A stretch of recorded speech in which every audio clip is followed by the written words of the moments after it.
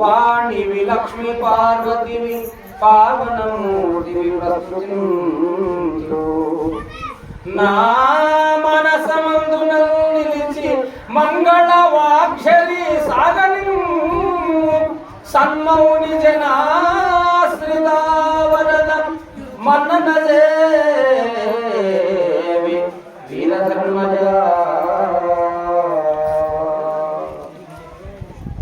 జగద్గురు పూర్వీశ్వర వీరధర్మజ మాత పాత పద్మములు గొప్పనందుకు అదేవిధంగా సద్గురుదేవుల యొక్క పాద పద్మములను కృష్ణకమలములను నిలుపుకొని మనస వాచ కర్మణ వికరణ శుద్ధిగా ఈ జగమునంతా నిత్యగా భావించి ఎందరేమనుకున్న గురుపాద పద్మములను వదిలిపెట్టకుండా లక్షలాది మందికి కూడా ఆ గురుపాద పద్మములను సేవించేటటువంటి భాగ్యాన్ని ప్రసాదించినటువంటి నాన్నగారైనటువంటి శివయ్య స్వామి నాన్నగారికి శరణు శరణార్థి తెలియజేస్తూ ప్రియమైనటువంటి భక్త బాంధవులారా, ఈ రోజున మాద్వారు గ్రామ పరివాహక ప్రాంతంలో ఉన్నటువంటి అమ్మగుట్ట పైన పాదుకా ప్రతిష్ఠ జరిగినటువంటి సంవత్సరం ఈ రోజు చాలా సుదినము అని అందరం మనం జరుపుకుంటున్నాం. అసలు ఏది మనకు సుదినము అంటే గుర్తుపెట్టుకోండి, ఏ రోజున మనము ధర్మకార్యం గురించి వింటామో, ఏ రోజున భగవంతుని నామస్మరణ చేస్తామో, ఏ రోజున గురుసేవ చేసే భాగ్యమున మనకు దొరుకుతుందో అదే నిజమైన పండుగ, అదే నిజమైన మనము ఎన్నో పెళ్లిళ్ళు చేసుకుంటాము, పేరెంటాలు చేసుకుంటాము, జన్మదినోత్సవాలు చేసుకుంటాము. అవి కాదు మనకు ముఖ్యమైనవి. ఏ రోజున నీవు జ్ఞానోపదేశం కలిగిందో, ఏ రోజున భగవంతుని యొక్క ప్రేరణ చేత పరమాత్ముని యొక్క అవతారము అంటే ఈ ప్రాంతమంతా కూడా, ఈ గుట్టంతా కూడా ఒకప్పుడు ఎట్లా ఉన్నది అని అంటే పీకల గుట్ట అని అనేవారట. ఏ గుట్ట అనేవారట? పీకల గుట్ట, పేక గుట్ట అని అనేవారట. దీన్ని అంతా కూడా అంటే నిజంగా చెప్పాలంటే ఇక్కడ అంతా కూడా ఏమున్నదంటే నిర్మానుష్యంగా ఉన్నటువంటి ప్రదేశం ఇది. ఈ ప్రదేశం లోపల నిజంగా పరమేశ్వరుడు ఎక్కడుంటాడు అంటే అంటారు, ఎక్కడుంటారు అంటే శ్మశానంలో ఉంటాడు పరమేశ్వరుడు అని అంటారు. అంటే ఇక్కడ ఉన్నటువంటి ఈ గుట్టను అంతా కూడా ఏం చేసింది అమ్మ అని అంటే శివమయము చేసి తానే శివుడిగా అవతారం అందుకొచ్చే ఇది ఏమైంది అంటే సాక్షాత్తు కోటలింగేశ్వర వీరధర్మజ మాత నిలయమైంది. కాబట్టి మీరందరూ రాగలిగినారు. ఇంతకు ముందు మాదారం రాజులయ అన్నగారు ఒక మాట అన్నారు. ఎంతమంది? దాదాపు ఒక 5,000 మంది వస్తారని అనుకున్నాను, కానీ ఒక 1000 మంది కూడా లేరు అని అన్నారు. కానీ నిజంగా గుర్తుపెట్టుకోండి, పూర్వజన్మంబునందు తా పుణ్యుడైతే తగిన గురుమూర్తి దొరికి తారకమునిచ్చు. పూర్వజన్మ లోపల పుణ్యం ఉంటేనే, ఆ పుణ్యం అనేటటువంటిది పండితేనే ఈ గుట్ట మీదికి వచ్చి నాన్నగారు చెప్పినటువంటి ధర్మబోధన వినగలిగేటటువంటి లేకపోతే కలగడానికి అవకాశం లేదు. అందుగురించే ఇప్పుడు వచ్చినటువంటి వాళ్ళంతా కూడా ఒక ఆయన పొలం ఏం చేసినాడంటే పొలమంతా కూడా కోసినాడు, కళ్ళం వేసినాడు. ఆ కళ్ళం వేసి ఏం చేసినాడు తెలిసిన? ఆ వరి అంతా కూడా కళ్ళం వేసి పెద్దగా మరి రాసి పోసి ఉన్నది. ఆ రాసి పోసి ఉంటే ఆ రాసినటువంటి దాంట్లో అటు నుంచి ఒక సాధువు పోతుంటే ఆయన ఒక మాట అన్నట్టు ఏమన్నాడు అంటే, నాయన రాసి పోసినావు కదా, ఇందులో రాసి పోసినటువంటి విత్తనాలు ఉన్నాయి, ఇందులో ఏం చేస్తామంటే కొన్ని విత్తనాలు అక్కడ గుంపుగా ఏర్పాటు చేసినావు కదా, అవి ఏ విత్తనాలు అన్నాడు. అంటే ఆయన ఏమన్నాడంటే, అయ్యా అవేనయ్యా నిజమైన విత్తనాలు. ఆ విత్తనాలు రేపటికి మళ్ళీ అసంగి కాలం వస్తే అయ్యే విత్తనాలను మేము మూల విత్తనాలుగా వేస్తాము. ఒక్కటికి 100 చొప్పున అవి ఏం చేస్తామంటే మళ్ళీ వరిసేను పంటడానికి అక్కడ పక్కకు పెట్టినా అని అన్నాడట. ఆ తర్వాత మిగతా యొక్క ఒడ్లన్నింటిని కూడా తీసుకుపోయి ఇంట్లోపల గాదెలో నింపినాడట. ఇక్కడ నింపినాడట, గాదెలో నింపినాడు. ఆ గాదెలో నింపినటువంటి కొన్ని అయితే ఇంకా మరికొన్ని ఏమున్నవి తెలుసునా? మరికొన్ని ఏమున్నవి అంటే బాగా తూర్పారబట్టినాడు. ఆ తూర్పారబట్టిన వెళ్ళిపోయిన తర్వాత ఏమైపోయిందంటే ఆ గాలికి ధూళికి అంతా కూడా ఎంతో దూరం పడిపోయినాయి ఆ వంద గింజలన్నీ. అవి కూడా రాశిలాగా పడిపోయినాయి. అయితే ఈ విషయాన్ని అమ్మవారు ఆ గురుదేవుల వారు వినిపిస్తున్నారు అంటే ఇప్పుడు వచ్చినటువంటి వాళ్ళు ఎవరైతే ఉన్నారో ఈ మాదారం గ్రామంలో గాని, తర్వాత కృష్ణాపురంలో గాని, ఇక్కడ మరికెలు గాని, ధర్వాడ గాని ఈ ప్రాంతానికి ఇది ఒక మణిద్వీపం లాగా వెలుగొందుతున్నటువంటి ఈ గుట్టపైకి వచ్చినారే ఈ 2000 మంది ఎటువంటి వాళ్ళు అని అంటే మరి దాచిపెట్టి తీసి పెట్టినటువంటి మూల విత్తనాలు ఈ మూల విత్తనాలు. కాబట్టి ఈ విత్తనాలు మళ్ళీ విత్తనాలు వేస్తే 100 చొప్పున ఏమైతుందంటే పంట పండుతుంది. ఈ విత్తనాలన్నీ అటువంటివి. ఇక గాదెలో వేసిన విత్తనాలు కొన్ని ఉన్నాయి కదా, ఆ విత్తనాలు ఏంటంటే ఇక్కడ సంవత్సరానికి ఒకసారి ఇంత పండుగ జరిగినా, ఇంత ఉత్సవం జరిగినా నాన్నగారు అటువంటి వారే ఈ క్షేత్రానికి వచ్చి ఉపదేశం ఇవ్వాలని వచ్చి వస్తున్నప్పటికీ కూడా ఇంట్లో పడుకొని మాకెందుకులే, మేమెందుకు అక్కడికి వెళ్ళాలి, అయ్యో అక్కడికి వెళ్తే మధ్య మాంసాలు వదలమని అంటారు, మేమే తిని తాకుండా హాయిగా ఇక్కడనే పంచాయతీల లోపల అక్కడక్కడ కట్టల మీద మరి పట్టే మంచాల మీద అక్కడక్కడ హాయిగా తిని తాగి తిరుగుకుంటా ఉండేటటువంటి వాళ్ళు ఉన్నారే మాదారం గ్రామంలో, కృష్ణాపురం గ్రామంలో అక్కడిక్కడ ఉన్నవాళ్ళు ఉన్నారు కదా, వాళ్ళందరూ గాలిలో వేసిన విత్తనాలు. ఈ గాలిలో వేసిన విత్తనాలు ఏమైందో తెలుసునా? అవి ఏమిటికి పాలు? ఎలుకల పాలు, సుందెలుకల పాలు. చిట్ట చివరికి ఏమైతే కొన్ని రోజులు అట్లే పిసినారితనంతో అట్లే పెడితే ఏమైతే తెలుసునా? అన్ని ఇంటి గింజలు అయిపోతాయి, తాళి గింజలు అయిపోతాయి, ఏమిటికి పనికి రాకుండా అయిపోతాయి. ఎందుకో తెలుసునా? ఒక సత్సంగం జరుగుతూ ఉంటే, ఒక సత్పురుషుల యొక్క ఉపదేశాలు జరుగుతూ ఉంటే అక్కడికి రావాలట. వస్తేనే మనలో ఉన్న దుర్గుణాలన్నీ తొలగిపోతాయి. రాయంగా రాయంగా రాయంగా రాయి శివలింగం అయిందట. ఏమైందట? రాయి శివలింగం అయిందట. అందుగురించే ఆ యొక్క నది లోపల మునిగి తేలితే ఒక శివలింగం బయటకు వస్తే ఒక శివలింగం ఒక భక్తుడు తీసుకున్నట. అబ్బా ఎంత ఉన్నదా అని చెప్పి తీసుకొని వచ్చి ఆ గురువు గారికి ఇచ్చినట. ఇచ్చి గురుదేవా నేను మరి స్నానానికి వెళితే, పుష్కర స్నానానికి వెళితే నాకు ఒక లింగం దొరికింది, ఇగో దీన్ని నేను పూజ చేసుకోవచ్చా అని అడిగితే ఆయన చిరునవ్వు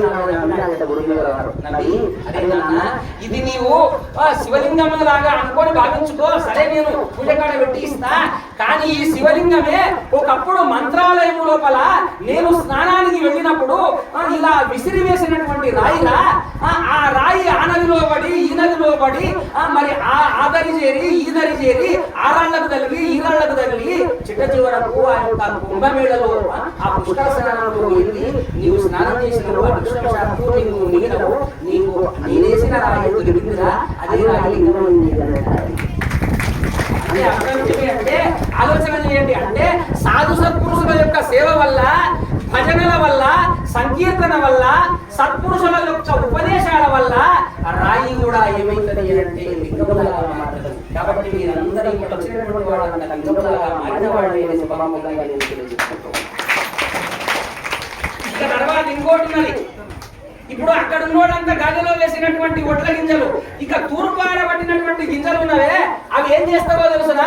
ఇక్కడికి వస్తారు, ఉపదేశం చేస్తారు, వింటారు, అన్ని ఉపదేశాలు వింటారు, ఆయన చెప్పింది వింటారు, ఈయన చెప్పింది వింటారు, అన్ని వింటారు. ఇంటికి పొంగని శ్రీమంత్రం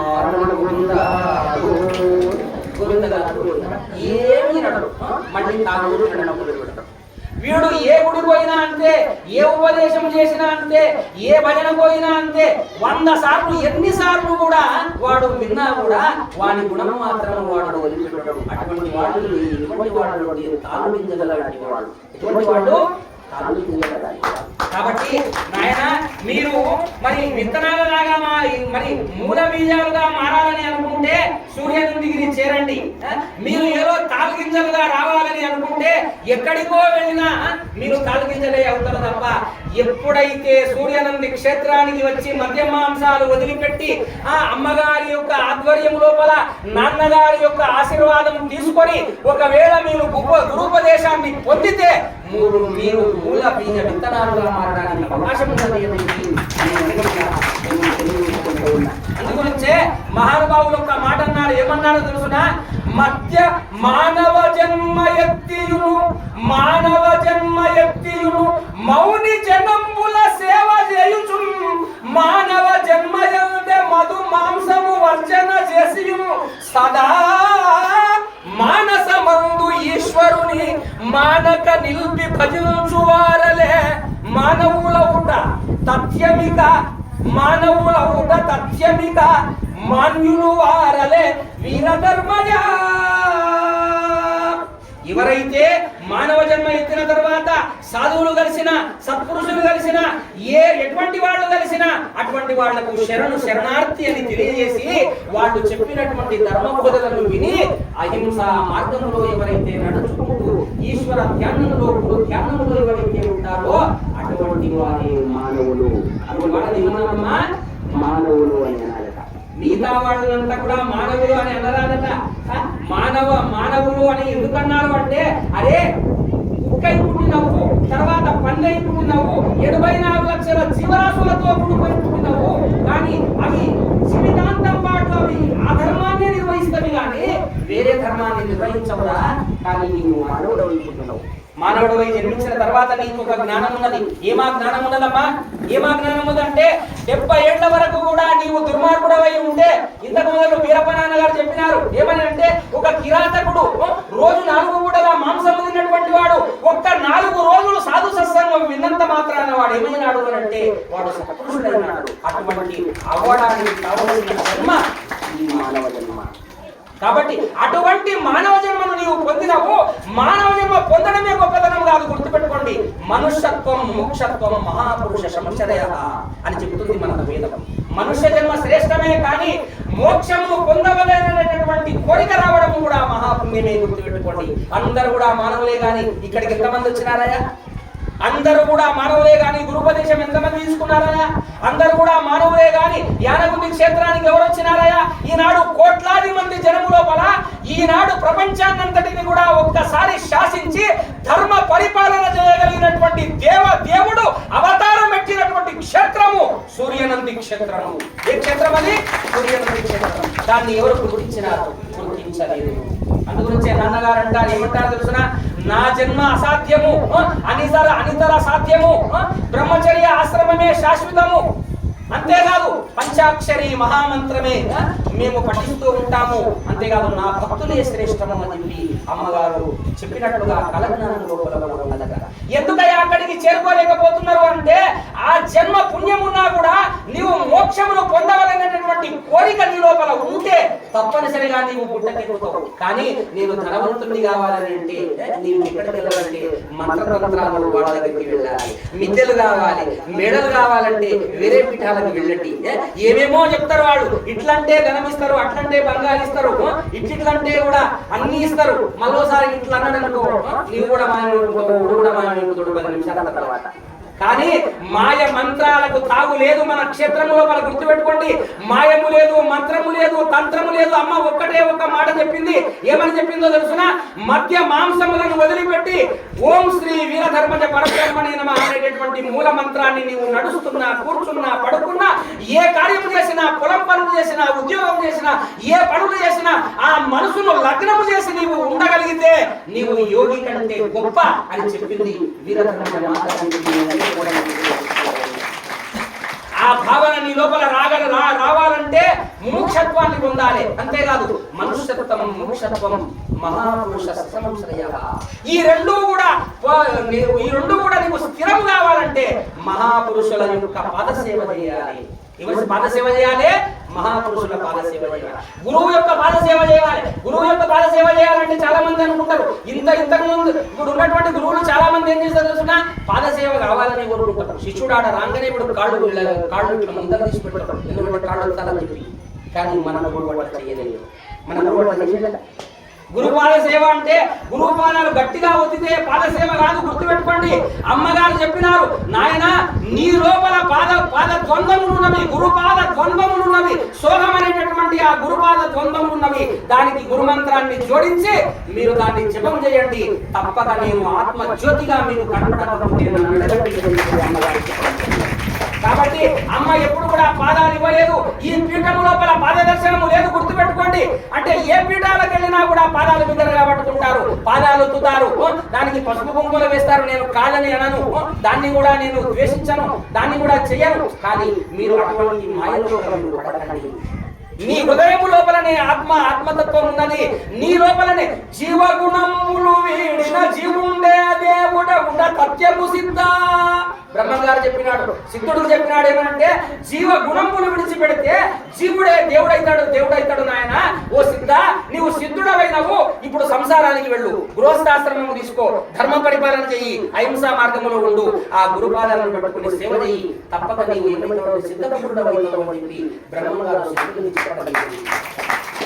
అలాగుననే ఈనాడు అమ్మగారి యొక్క ఆజ్ఞ తీసుకొని ఈనాడు పల్లెకు గ్రామానికి ఎంత వ్యయ ప్రయాసల కోర్చి అయినా పర్వాలేదు మన ధనములను అర్పించి మన దగ్గరికి వచ్చి మనందరినీ కూడా పరివర్తన చేస్తున్నారు అంటే ఇది ఎంత మహాభాగ్యము. ఆ భాగ్యాన్ని మనం ఏం చేస్తున్నామంటే దుర్వినియోగం చేసుకుంటున్నాం, దాన్ని సద్వినియోగం చేసుకోలేకపోతున్నాము. కాబట్టి గుర్తుపెట్టుకోండి, ఆ మహాపురుషుల యొక్క పాదసేవ మనకు లభిస్తే, మహాపురుషుల యొక్క సేవా భాగ్యము మనకు లభిస్తే, గుర్తుపెట్టుకోండి, పొలం లోపల పనిచేస్తే పుణ్యం రావచ్చునేమో నేను కాదని, నేను పొలంలో పనిచేస్తే భార్య బిడ్డలు ఏమైతారంటే సుఖపడతారు. ఒక ఉద్యోగం లోపల నీవు కోరుకొని జీతం వేస్తే రేపటికి నీ కొడుకు, నీ పిల్లలు, నీ భార్య బిడ్డలు సుఖపడతారు. కానీ ఇటువంటి ఆశ్రమము లోపల సేవ చేస్తే, యానగుందిలో సేవ చేస్తే ఏమవుతుంది అంటే 84 లక్షల జీవరాశుల నుండి వచ్చినటువంటి మానవ జన్మ తిరిగి మళ్ళీ రాదు అని ఇటువంటి సేవా భాగ్యాన్ని మీరు పొందాలి. నేను ఇక్కడ మాదారానికి రాగానే నేను ఎంతో ఆనందపడినా, నిజంగా చెప్పాలంటే మాదారము అంటే నిజంగా మహాద్వారము అని నేను ఒకప్పుడు ఇంతకు మొదలు కూడా నేను అన్నా. కానీ ఇప్పుడు ఒక మాట అమ్మగారు ఏమని చూపిస్తున్నదంటే, మాదారము అంటే మీరందరూ మాధవులుగా మారాలంటే మాధవరము చేరండి అని చెప్పి మీ అందరికీ అంటే మానవుడు మాధవుడుగా మారాలంటే ఏం చేయాలంటే మతమాంసములను వదిలిపెడితేనే వాడు మాధవుడైతాడు. అంతేగాని జపమాలలు వేసుకుంటే, ఏదో విభూతి నామాలు వేసుకుంటే, గంధాలు పూసుకుంటే, ఇవన్నీ ఏమి చేసినా కూడా నీవు మాధవుడిగా నీవు మారలేవు.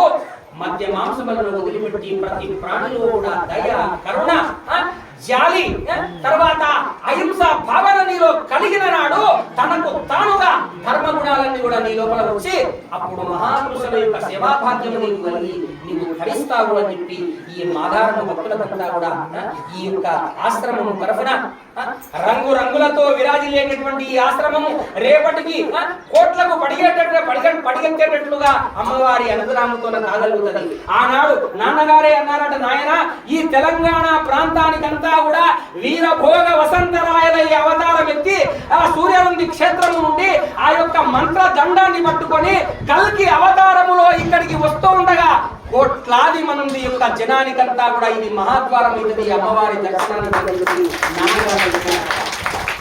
అలాగున మీరు పుణ్యాత్ములు, మనమందరం కూడా ధన్యులము.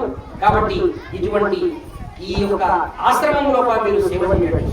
ఆడికే రావాలని కాదు, ఈడికే వెళ్ళాలని కాదు, ఎక్కడ పడితే నేను అక్కడ దర్శనమిస్తానని చెప్పినటువంటి దేవత అమ్మనే గుర్తుపెట్టుకోండి. అందుగురించే చెట్టు మీదనే కొమ్మరా, తుంచి వేసితే బొమ్మరా, కొలిచి మొక్కితే అమ్మరా, పాదుకే ఇది పాదురా, మూలమే ఇది పాదురా, లేదంటే ఏమీ లేదురా. చెట్టు మీద ఉంటే కొమ్మ, అది కొమ్మను తెంచితే దానికి పసుపు దాన్ని తెంచితే దాన్ని చక్కగా ముక్కు కాలు ముఖము ఏర్పాటు చేస్తే అది బొమ్మ, దానికి పసుపు కుంకుమ వేస్తే అది అమ్మ. మధ్య మాంసాలు వదిలి ఆ యొక్క బొమ్మకు మొక్కితే అది వీరధర్మజ మాతగా మీకు దర్శనమిచ్చేటటువంటి ఈ సదవకాశాన్ని ఇచ్చినటువంటి నాన్నగారి యొక్క మన కమలమునందు వారిని మరలని పరిపరి విధములుగా నేను ధన్యవాదాలు తెలియజేసుకుంటూ వారి పరివారానికంతా మరి అంతేకాకుండా ఆత్మ బాంధవులుగా వచ్చినటువంటి మీ అందరూ కూడా నాతో సమానంగా నేను కూడా ఏదో అమ్మవారి యొక్క అనుగ్రహంతో నాకు మంచి మాటలు చెప్పి మీ అందరినీ ఆనందపడే తప్ప కానీ ఎవరూ కూడా సర్వగుణలను కాలేవు. కాబట్టి మీ అందరి యొక్క ప్రేమను మేము చూడబోతున్నాము అనేది అమ్మవారి ప్రేమ. కాబట్టి మీరందరూ కూడా అమ్మ మార్గంలో రావాలని, ఒక్కరు 10 మందిని అమ్మ మార్గంలోకి వచ్చేటట్లుగా మీరు చేయండి. అలా చేయగలిగితే మీ జన్మలన్నీ కూడా ధన్యమైతాయి. మీ అందరికీ కూడా నేను తెలియజేసుకుంటూ స్వస్తి.